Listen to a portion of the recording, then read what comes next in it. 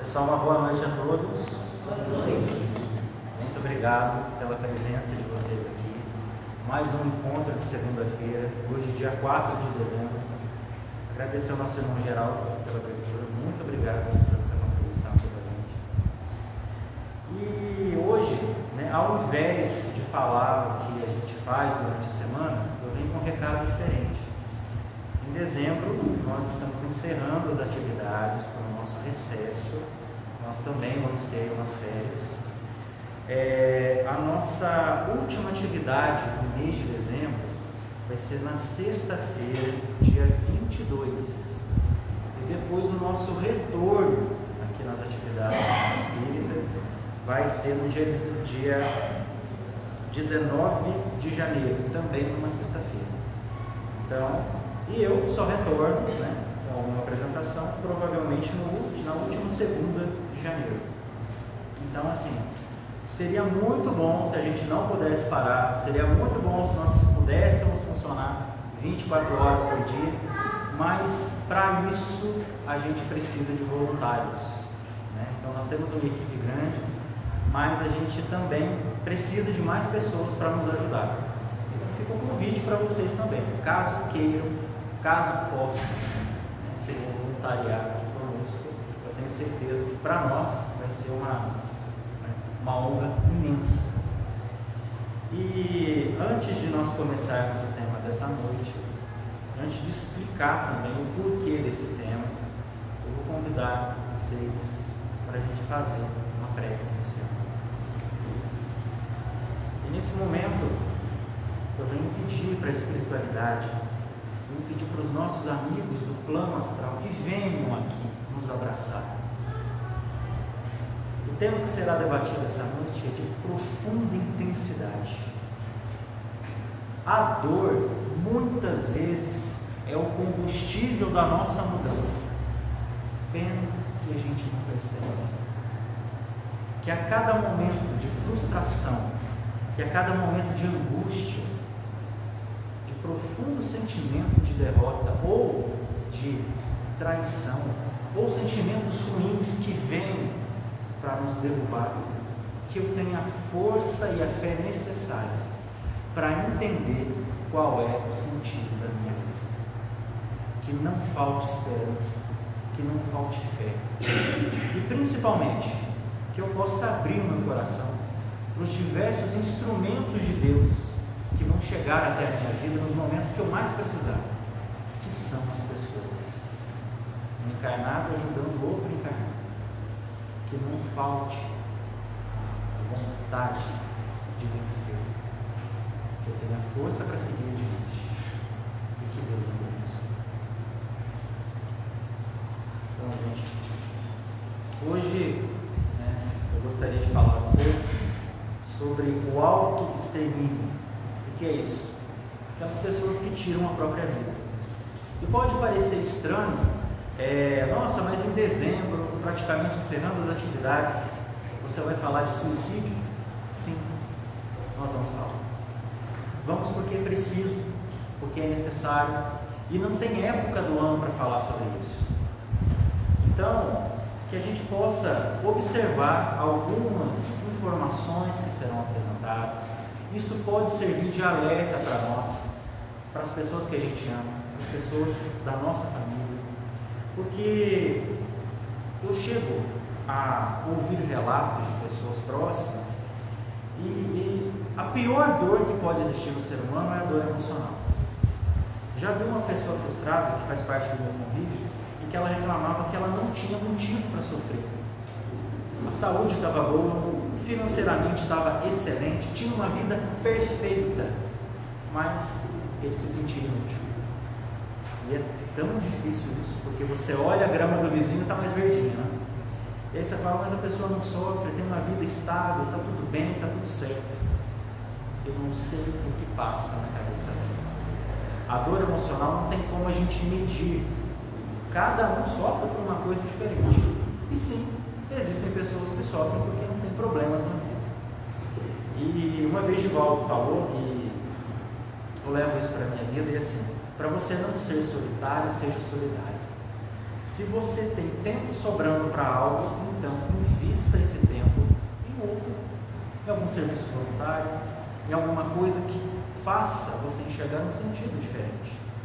Mas isso, cada um tem o seu tempo para pensar. Então, quando a gente vem falar de suicídio, a gente vem falar das mortes provocadas, né, pelas próprias pessoas com intenção, a gente precisa lembrar que, por dados recentes, no Brasil são mais ou menos 30 pessoas que tiram a própria vida por dia. Aqui na nossa cidade não tem ainda um estudo publicado, mas a média é de 2 tentativas de suicídio por dia. Geralmente, nessas situações, os homens são os que mais conseguem se exterminar. Porque geralmente nas tentativas que eles têm, já ocorre um sucesso logo na primeira vez. Só que as mulheres tentam muito mais. Elas tentam, não conseguem, tentam uma segunda vez, tentam uma terceira. Então, se nós formos analisar as estatísticas que existe hoje no Ministério da Saúde, porque suicídio é um caso de saúde pública, as mulheres tentam muito mais. E isso é agravante. Entre os homens, a faixa etária que mais se mata está entre os 15 e 34 anos. E depois dos 70 anos. É uma realidade difícil, pode acontecer com qualquer um de nós. Mas por que essas pessoas tentam se matar?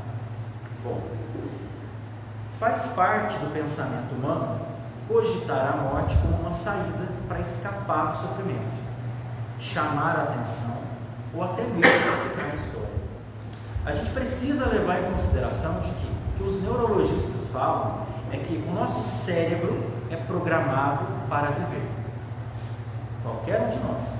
Tanto é que no leito de morte, quando o seu corpo está sendo desligado, o cérebro ele é atribulado, porque ele não sabe o que acontece depois da morte.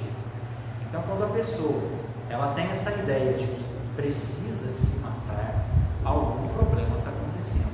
Não é natural nós termos esse tipo de pensamento.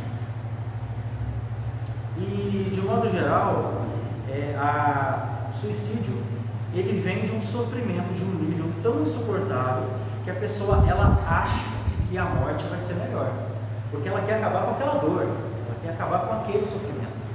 Mas nós sabemos que a nossa vida não acaba com a morte, pelo contrário, nós continuamos porque somos espíritos. E das queixas das pessoas que estão ali, que tentaram ou que estão planejando tirar a própria vida, a queixa mais comum é a solidão. E aí a gente entra numa questão muito complexa de falar, porque cada um tem uma forma de pensar. Eu digo que existem pessoas que se dão muito bem com a solitude, que estão muito bem resolvidas consigo mesmo, que apreciam o silêncio, que gostam de estar com a sua própria companhia, mas eu afirmo categoricamente, a maioria de nós ainda não está preparado para isso. É muito difícil sim estar só. A solidão ela só é boa quando você cultiva ela, quando você busca ela. Porque os sintomas das pessoas que têm ali a depressão, por exemplo, ela pode estar num lugar cheio de pessoas, conviver com muita gente, mas o sentimento de vazio é uma solidão. E aí você vai falar, mas essa solidão não existe, ela convive, ela socializa, ela dá risada, ela conta piada. Mas quando a pessoa tem uma doença, nem sempre essa convivência faz com que ela não se sinta sozinha. E isso é um perigo. Então, a gente precisa falar mais sobre esse tema.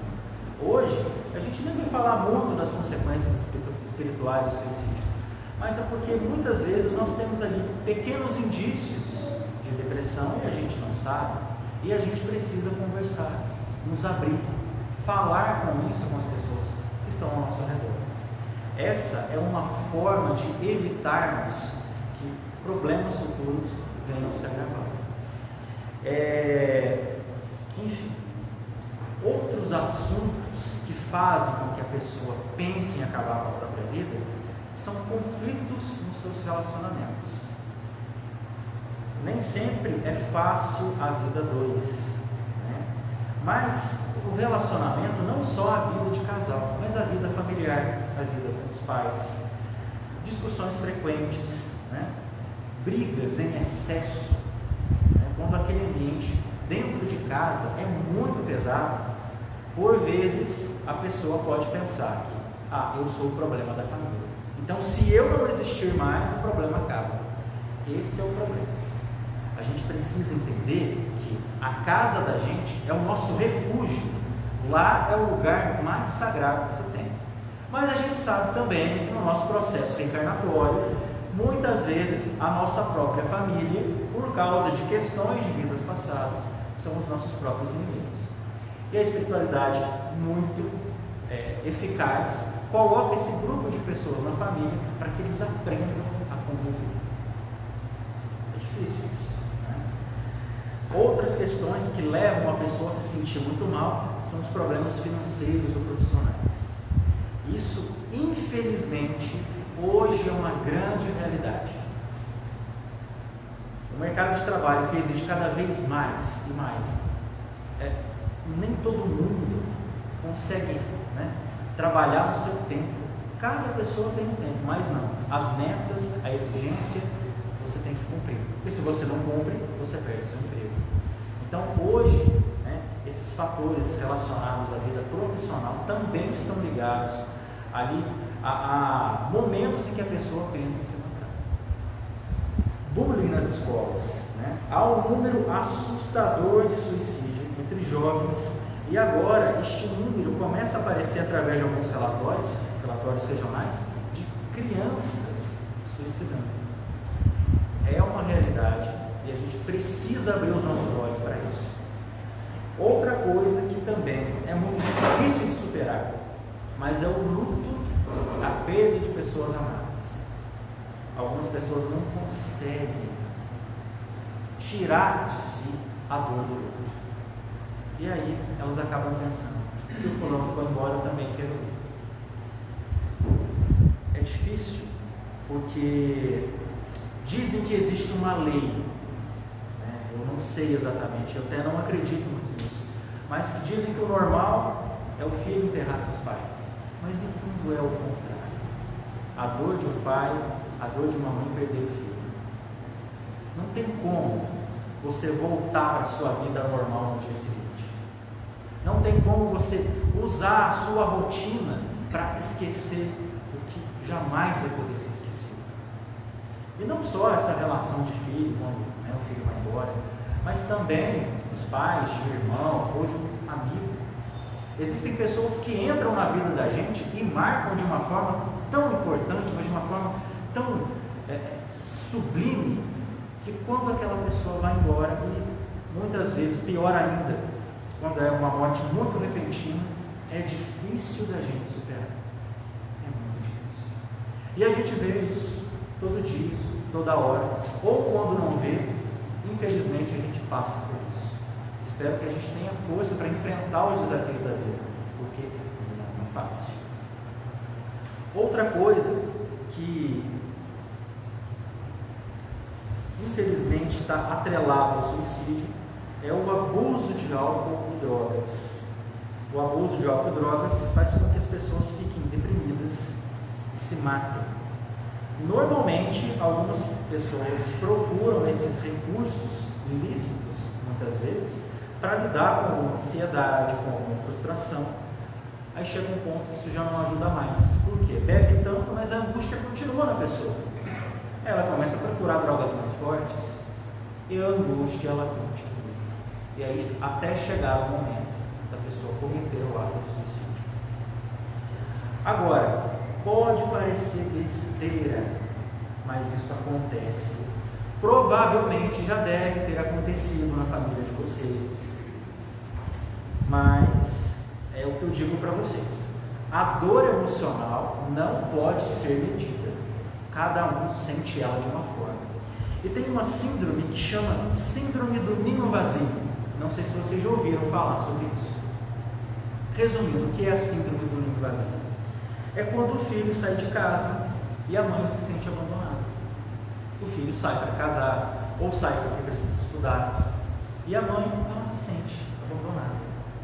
Só que o filho está vivo, ele está progredindo na vida, ele está trabalhando, ele constituiu família, e aquela sensação de abandono, que não é abandono, foi seguir a vida. Aquela sensação faz com que a pessoa se sinta inútil. Então é muito importante a gente estar unido, falar, demonstrar os nossos sentimentos. Aqueles que são recém-casados, né, dá uma ligadinha para a mãe, aqueles que ainda têm a mãe, dá uma ligadinha para o pai. Isso faz toda a diferença. Uma palavra, uma mensagem. E essa síndrome pode ter acontecido com muita gente, só que a gente não sabe. Outra coisa que a gente precisa estar atento é sobre o comportamento das pessoas que pretendem tirar a própria vida. Geralmente não é uma decisão repentina. Sempre tem algo ali que vai acontecer e a gente pode prever isso. Qual que é o comportamento mais comum? Tem as mudanças de humor, tem a ausência de cuidados pessoais, aquela pessoa que era muito vaidosa, que gostava de se arrumar, já não está nem aí para a aparência. Quando começa aquelas frases, mas se eu for embora ninguém vai sentir falta, um dia eu vou sumir daqui. E aí tem aquela ignorância que a gente acha que, o cachorro que late não morde. Pelo contrário, a gente tem que ter mais respeito nesse assunto. Quando a pessoa está dando sinais de que, olha, a minha presença não faz tanta diferença aqui, é aquele momento que ela quer ser abraçada. Por isso o diálogo é importante. Que a gente pode falar sobre as verdades que estão sobre o suicídio. Os suicidas, eles estão ali passando, invariavelmente, por uma doença mental que altera de forma radical a sua percepção da realidade e interfere em seu livre-arbítrio. O tratamento eficaz mental é o pilar mais importante da prevenção do suicídio. Após o tratamento da doença mental, o desejo de se matar, ele desaparece. Muitas vezes, o que eu digo é o seguinte: quando uma pessoa ela pensa em suicidar, ela pensa isso o resto da vida? Na maioria das vezes, não. Na grande maioria dos casos, ela está passando por algum momento que todo mundo vai passar por um momento difícil. Se a gente for analisar a nossa vida como uma roda gigante, vai ter épocas que vão ser maravilhosas, você está lá em cima, apreciando a paisagem, mas essa roda vai girar.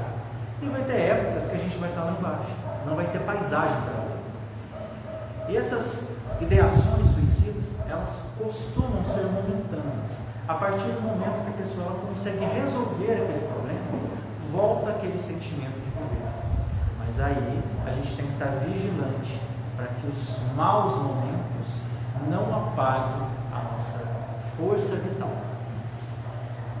A maioria dos suicidas falam, dá sinais sobre as suas ideias, mas alguns são mais discretos, alguns quase não dão sinais. Por quê? Dentro do ambiente familiar a pessoa é criticada em tudo. Se ela abre a boca para falar, vamos acender a lâmpada, reclamam dela. Vamos ficar no escuro, reclamam dela. Então assim, a gente precisa observar o comportamento.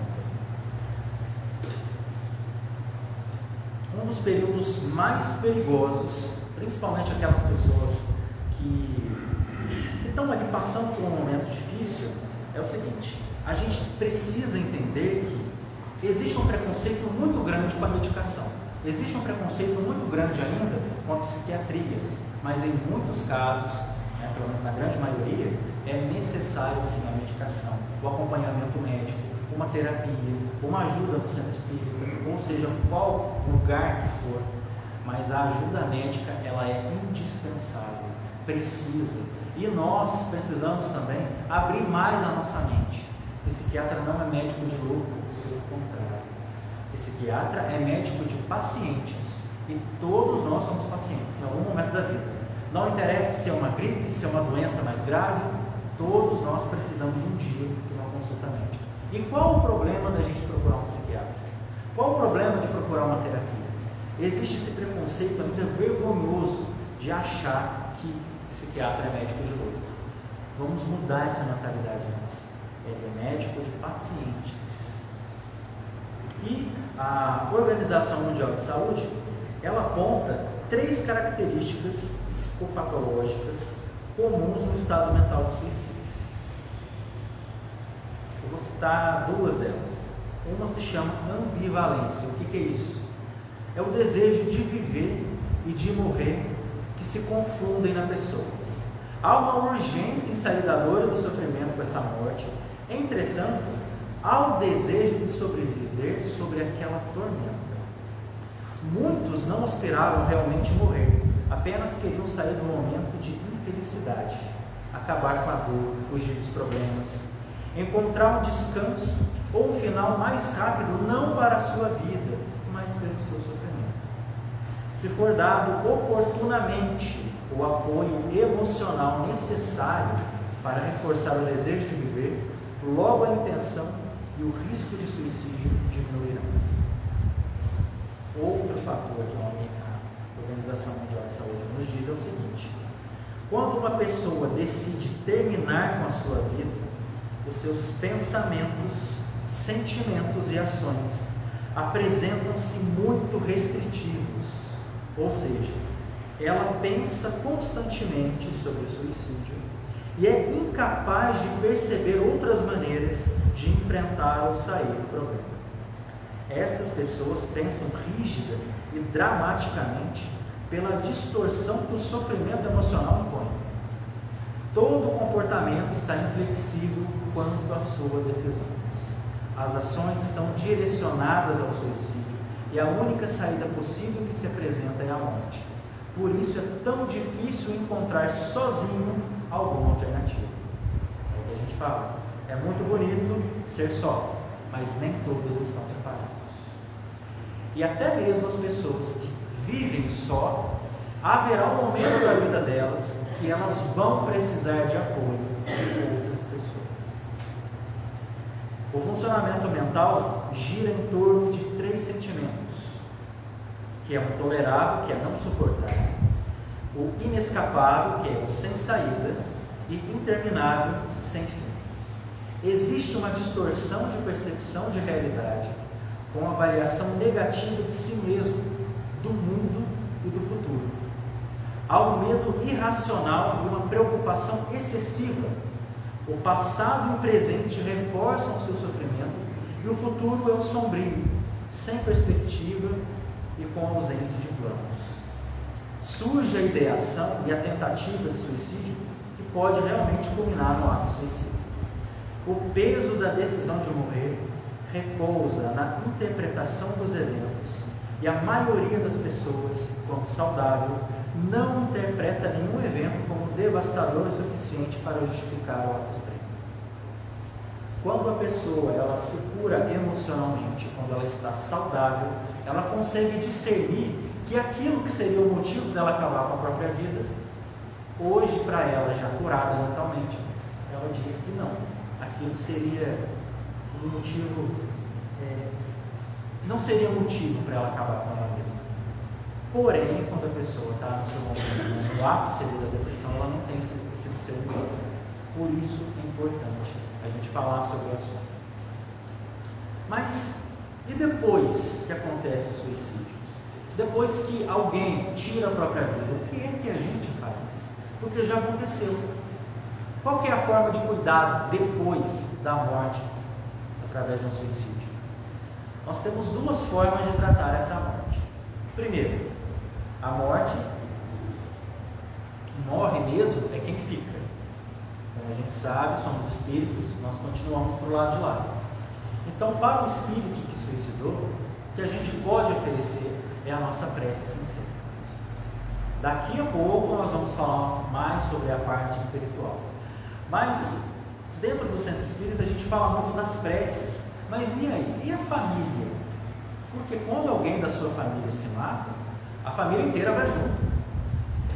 É aquele sentimento, mas por que não me falou? Ou aquele sentimento de culpa, será que eu poderia ter evitado isso? Então, quando acontece uma tragédia dessa em casa, agora a gente precisa cuidar de quem ficou. Então, existe um termo que chama pós-venção ao suicídio. O que é a pós-venção? É o tratamento depois que o familiar ou o ente querido se matou. E sozinho não dá. Então, a gente precisa reforçar que qualquer sentimento de angústia, a gente precisa se abrir com as outras pessoas. É bom ser sozinho? Maravilhoso, quando você está bem. Mas quando você não está legal, isso a gente afirma. Sozinho não dá. É preciso pedir ajuda. E muitas vezes a gente vê pessoas que se sentem desprestigiadas pelo fato de pedir ajuda. Isso é tremenda ignorância. Nós somos pessoas, nós somos seres humanos, nós somos regidos a sentimentos. Não tem problema nenhum em dizer que errou. Não tem problema nenhum em buscar ajuda, buscar um conselho. É importante porque nós somos humanos. Ninguém aqui é perfeito. Todo mundo erra. Então por que não se abrir com o outro? Por que guardar um sentimento tão destrutivo dentro da gente? Se é possível buscar ajuda. E algumas famílias, quando passam por uma tragédia dessa, é claro que hoje não, mas eu me lembro que na época da minha avó, por exemplo, era vergonhoso você sair na rua quando tinha um suicida na família. Gente, vamos parar com esse tipo de sentimento. Hoje, a gente sabe muito bem que a pessoa que se matou, infelizmente, o ato já aconteceu e a gente precisa dar o suporte para quem fica. Imagina nós, dentro da nossa casa, se acontece um fato desse e não tem ninguém para dar um abraço. É muito duro. É como se você morresse 2 vezes, porque você morreu em vida. Você já não tem vontade de comer, você não tem vontade de ver a cor do sol, você não quer nada, porque aquele sentimento de dor está te dominando. Então o suicídio não é exatamente o sofrimento para quem morreu, mas principalmente para quem fica. É uma dor difícil de se curar, e se nós não oferecermos ajuda, vai ficar mais difícil ainda. Então o trabalho do luto, ele é um processo diferente de cada pessoa, é vivenciado individualmente. E suportar a dor e o sofrimento decorrente do suicídio é uma tarefa intensa que pode levar muitos anos, às vezes o resto da vida da pessoa, porque é uma dor muito forte. É como se arrancasse um órgão do teu corpo sem anestesia. É difícil isso. E é importante a gente buscar ajuda e ofertar ajuda. Mas como que a gente pode ajudar as pessoas que estão enlutadas pelo suicídio? Primeira coisa, seja empático, paciente e compassivo. Nada de falar, calma que isso passa. Não fale isso. Se não tem o que falar, ouça. Ouça o que a pessoa tem a dizer. Acolher a dor e respeitar o luto. Se for falar algo, fale das boas lembranças que aquele ente querido deixou para aquela pessoa. Permitir que a pessoa relate a história quantas vezes precisar. Se a pessoa precisar vir no centro espírita 500 vezes no atendimento fraterno para falar a mesma coisa, ótimo, que bom que ela está indo, que bom que ela está soltando isso, porque ela precisa transformar aquela dor em algo, e muitas vezes as palavras ajudam, mas para me transformar o meu sentimento e verbalizá-lo, eu preciso de alguém que me ouça, e essa pessoa que me ouvir, ela tem que ter respeito pela minha dor. O que a gente pode dizer é que ela não está sozinha, que podemos enfrentar isso juntos. Se eu não estiver em condições de ajudá-la naquele momento, eu posso perguntar, será que eu posso te ajudar a buscar ajuda? Porque muitas vezes o instrumento não é a gente, mas é algum conhecido, é algum serviço social. E a gente precisa entender que isso pode acontecer com qualquer pessoa. E a gente imagina quem passa por essa dor, a perda pelo suicídio, é uma dor que não deve estar sendo fácil, e não é fácil para ninguém. O que atrapalha quando a gente tenta ajudar é comparar a dor. Chega aquela pessoa e fala assim, olha, tive um ente querido, tirou a própria vida. Aí você pergunta, faz quanto tempo? Faz uns 7 anos. Mas a vizinha aqui, o marido dela se matou há 2 anos, ela está linda, indo para a festa. Não se compara a dor do outro. A gente tem que ter cuidado com isso, porque a dor emocional não se mede, a gente respeita. Não fazer julgamentos religiosos. Então a pessoa se matou porque não tinha fé ou porque não acreditava em Deus. Não diga isso. Isso, você destrói a pessoa que está ouvindo isso. E palavras simplistas e clichês, mas vai reencarnar, vai ter... Calma, gente. A pessoa precisa expressar o que ela está sentindo. Respeita, ouve. E a gente tem aquela ideia de que, mas não chora. Pelo contrário, chore quantas vezes for necessário. Fale quantas vezes quiser falar.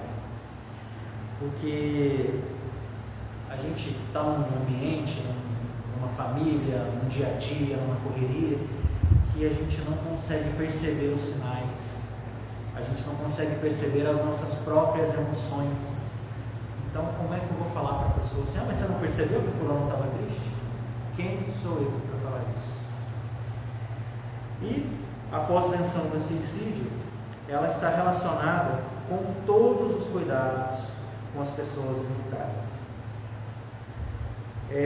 O objetivo da pós-venção é acolher, promover a saúde mental, o bem-estar das pessoas, minimizando possíveis agravamentos para o processo de luto e reduzir o risco de novos suicídios, porque sim, infelizmente a gente vê casos de que a pessoa perde, a pessoa pelo suicídio e acaba se matando depois.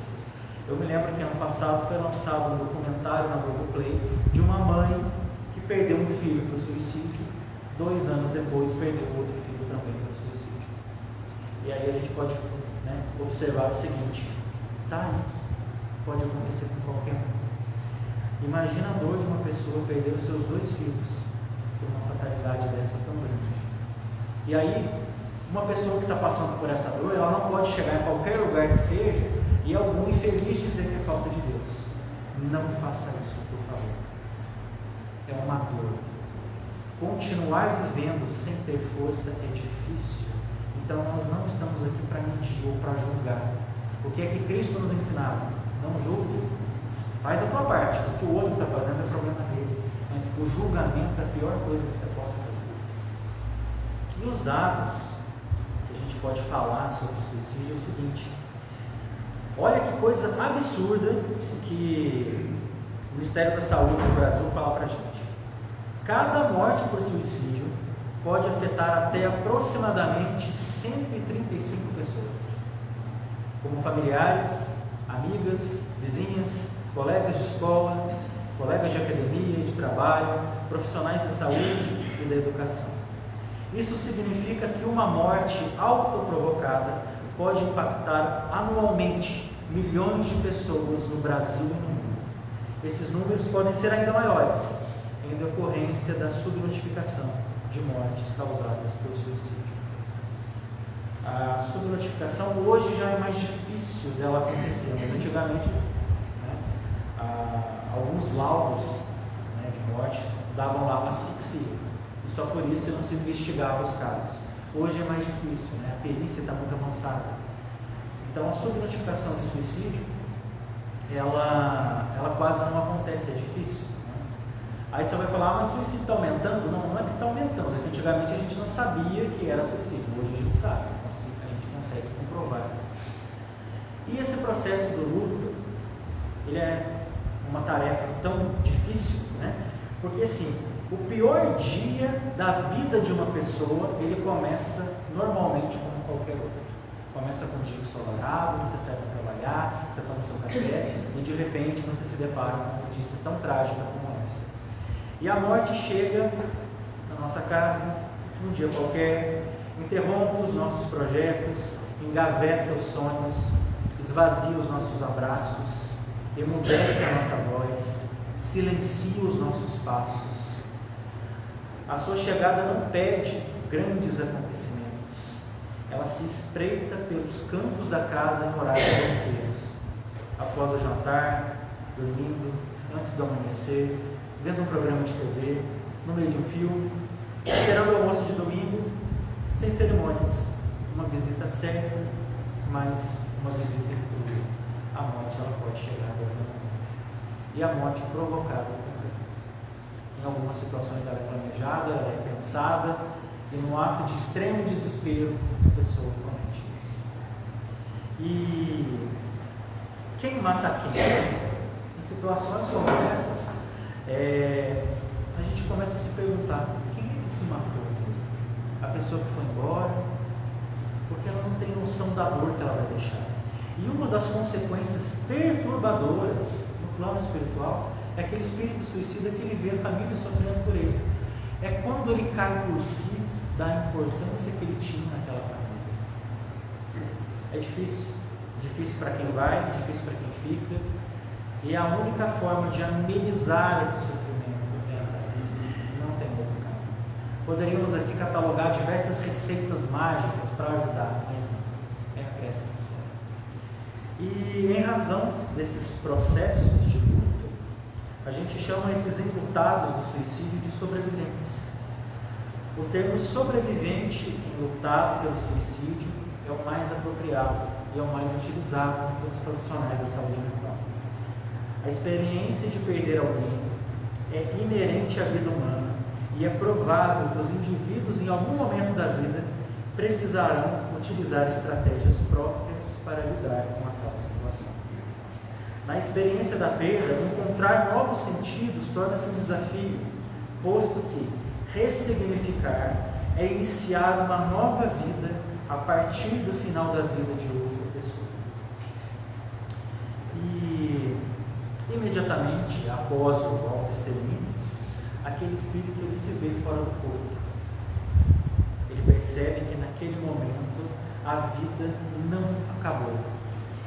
E dentro das possibilidades que o mundo espiritual oferece, aquela pessoa que está ali, que tirou a própria vida, que está vivendo aquele momento, ela consegue, por muitas vezes, enxergar o problema sendo resolvido se ela tivesse vivido, se ela tivesse optado pela vida.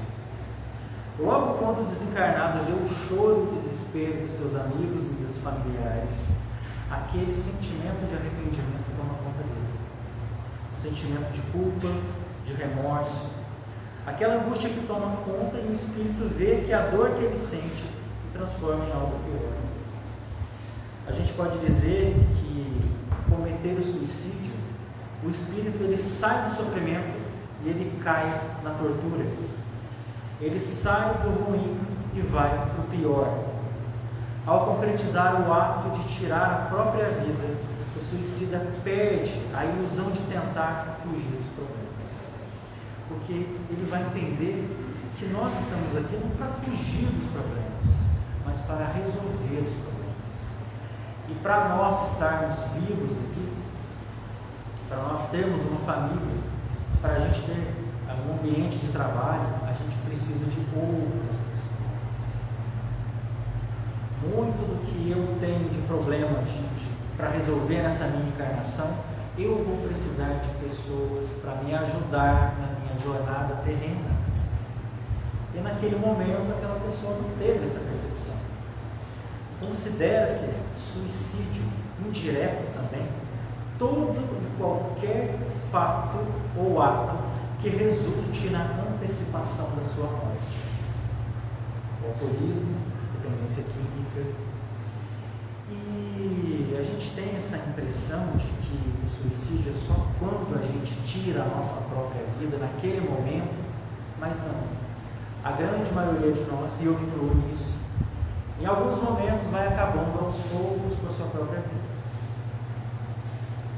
Momentos em que você se fecha, momentos em que você não quer saber da dor do outro, momentos em que você faz um consumo de drogas, muitas vezes lícitas, mas exageradamente, e aquilo vai destruindo o nosso corpo. Lembrando que o nosso corpo tem uma partezinha espiritual que chama perispírito, e é esse perispírito que eu vou usar para a minha próxima reencarnação. Se eu abuso muito das substâncias, como álcool, por exemplo, o meu perispírito vai ser danificado. Então, numa próxima vida, pode ser que eu venha a ter uma doença causada pela negligência que eu tive hoje, nessa minha atual vida, com a minha saúde. Na literatura espírita, temos diversos casos que falam sobre isso. É claro que cada caso é uma particularidade. E aí vocês vão me dizer o seguinte, podem até se perguntar, mas o suicida ele não tem perdão? Claro que ele tem perdão. A espiritualidade não abandona ninguém em momento algum. O que acontece através das leituras que nós podemos observar nos livros de André Luiz, psicografado pelo Chico, é que a espiritualidade chega para ajudar, mas aquele espírito está tão envergonhado com o ato que ele cometeu que ele recusa a ajuda. E o livre-arbítrio é respeitado. É claro que existem casos e casos, situações e situações. Não podemos catalogar isso, mas o que eu posso dizer é o seguinte. Recentemente, numa reunião mediúnica, nós tivemos um ato de amor da espiritualidade. Numa carta psicografada, o espírito amigo se dirigiu a uma família dizendo: olha, a pessoa que se suicidou, ela está amparada na espiritualidade, porém, no caso desse espírito, nas últimas 6 vidas, ele cometeu o ato de suicídio. 6 vidas seguidas se suicidando. Qual foi o recurso que a espiritualidade utilizou para aquele caso? Aquele espírito foi recolhido, ele ficará numa câmara de hospital, numa maca, e vai adormecer por 400 anos, para que quando ele acorde, as memórias espirituais sejam menores. Cada caso é um caso. Este é uma psicografia que aconteceu em Campanha esse ano e foi muito diferente, porque a espiritualidade poderia muito bem falar do sofrimento que aquele espírito passou, mas ela preferiu dizer à família qual vai ser o tratamento. Porque quando a gente reencarna, a gente tem que pensar nisso, na solução dos problemas. Porque a vida é uma escola. Você fez uma prova, não tem problema, maravilha, tirou 10, perfeito. Vai vir outra mais difícil. E cabe a você tirar boas notas. Tirou uma nota ruim? Não tem problema, você vai ter que refazer, vai entrar na recuperação. E a vida é assim. Só que muitas vezes a gente desperta isso muito tarde. E que bom quando a gente tem esse discernimento da vida espiritual, porque também existe um número elevado de espíritas suicidando. Porque o que a gente aprende é o seguinte: falar aqui é muito fácil. É muito fácil ler um livro, ler o Evangelho segundo o Espiritismo, ler o livro do Chico Xavier. É uma leitura. Difícil é aprender. Então, infelizmente, nós temos vários amigos suicidas que frequentavam a casa espírita, que eram trabalhadores, que davam passe, que participavam de reunião mediúnica. E quem sou eu para medir a dor dessas pessoas? Eu só espero que esses colegas que cometeram esse ato tenham ali paz no coração e que aceitem logo o pedido, o socorro da espiritualidade. O que eu digo para vocês é o seguinte: qualquer um de nós pode passar por isso. Tenhamos respeito por quem passa por essa dor e que a gente tenha força. Como que a gente vai tratar essas dores para quem está no plano espiritual? Apenas com as boas lembranças e as nossas preces sinceras. A mensagem dessa noite é o seguinte: todos nós temos momentos difíceis e que a gente tenha força e recurso para superar esses momentos.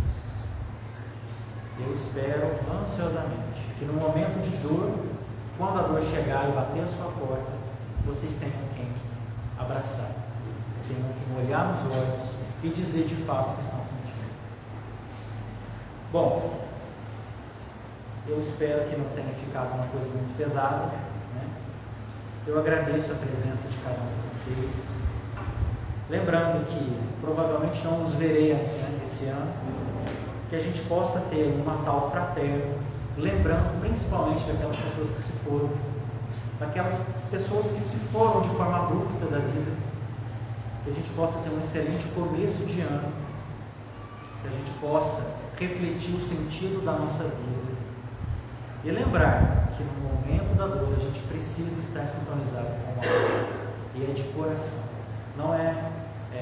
Não existe receita mágica, mas pede ajuda ao céu, e o céu te ajudará.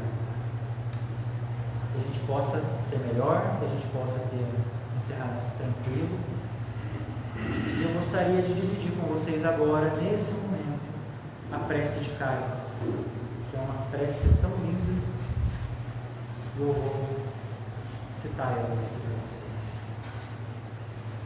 Deus nosso Pai, que tendes poder e bondade, dai a força àquele que passa pela aprovação, dai a luz àquele que procura a verdade, ponde no coração do homem a compaixão e a caridade.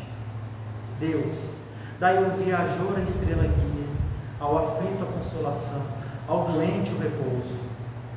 Pai, dai ao culpado o arrependimento, ao espírito a verdade, à criança o guia, ao órfão o pai. Senhor, que vossa bondade se estenda sobre tudo que criastes, piedade, Senhor, para aqueles que não vos conhecem, e esperança para aqueles que sofrem. Que a vossa bondade permita aos Espíritos Consoladores derramarem por toda a parte a esperança e a fé. Deus, um raio, uma faísca do vosso amor pode abrasar a terra. Deixai-nos beber na fonte dessa bondade fecunda e infinita, e todas as lágrimas secarão, todas as dores acalmarão. Um só coração, um só pensamento subirá até vós, como um grito de reconhecimento e de amor.